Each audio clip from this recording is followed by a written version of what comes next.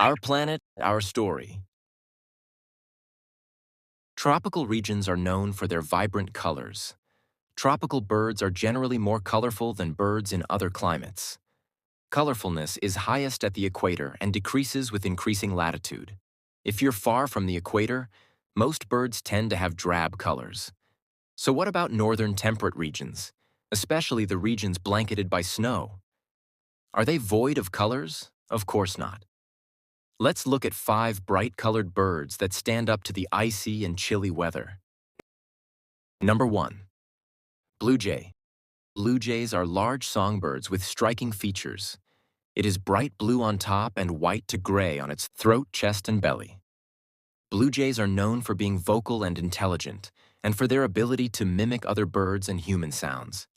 The blue jay is common in much of eastern and central North America and continues to extend its range to the northwest. It's usually found in pairs, family groups, or small flocks. Unlike many birds, male and female blue jays are nearly identical in appearance. Most blue jays live to about 7 years old. Blue jays are known for their bright blue feathers, which can be a welcome sight in the winter. However, their feathers aren't actually blue. Instead, their feathers contain melanin, a brown pigment, and tiny air pockets. When light hits the feathers, the air pockets absorb all colors except blue, which is refracted and makes the feathers appear blue. Blue jays are known for their food storage strategies, which involve burying food items like acorns similar to squirrels. They can carry up to 5 acorns at a time, storing them in their throat pouch, mouth, and bill. This behavior is called food caching. In winter, they spend days foraging for food and retrieving acorns and other nuts from cache sites they buried them at earlier in the year. Number 2. American goldfinch. The American goldfinch is a small, bright yellowish North American bird with remarkable plumage and bold wing patterns. These little birds are cheerful and energetic by nature. American goldfinches are found across North America.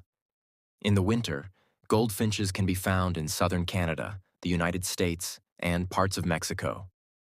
The adult males turn bright yellow during springtime or early summer with a black forehead. The females are much towards the dull side. In the winter, their feathers are a more subdued brownish olive color to help them blend into the landscape. So, how do they handle winter?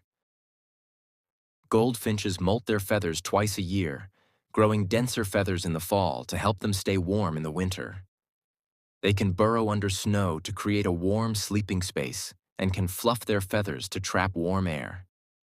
They roost together in coniferous trees to share warmth. The lifespan of the bird is around 3 to 6 years in the wild. These birds are quite sociable and would often gather in flocks with other species of birds. Number 3. Pine grosbeak. The pine grosbeak is a large and plump, heavy-chested finch with a round head. Its bill is thick, conical, and stubby. The name grosbeak comes from a French phrase meaning large bill. Males are reddish-pink and gray. Females and young ones are grayish with tints of reddish-orange or yellow on the head and rump. They all have dark gray wings with white wing bars.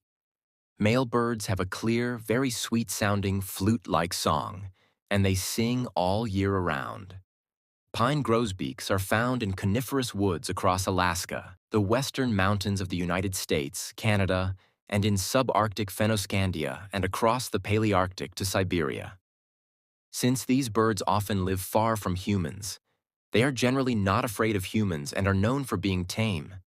They are often willing to let humans get close before flying away, and are described as being stupidly tame, as they sit quietly and move slowly. Their favorite foods include seeds of pine, mountain ashberry, highbush cranberry, crabapple, sumac, red cedar, snowberry, maple, serviceberry, juniper, and lilac. Male pine grosbeaks get their red color from the red flesh of the wild fruits they eat, such as crabapples and highbush cranberries. It's thought that the birds synthesize a red pigment from these fruits. Number 4. Northern cardinal. Affectionately known as red birds, they are real showstoppers.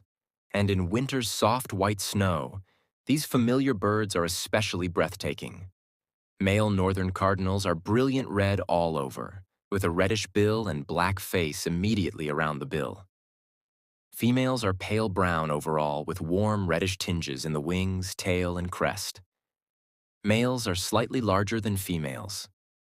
The northern cardinal can be admired from southeastern Canada, south through the eastern and central United States.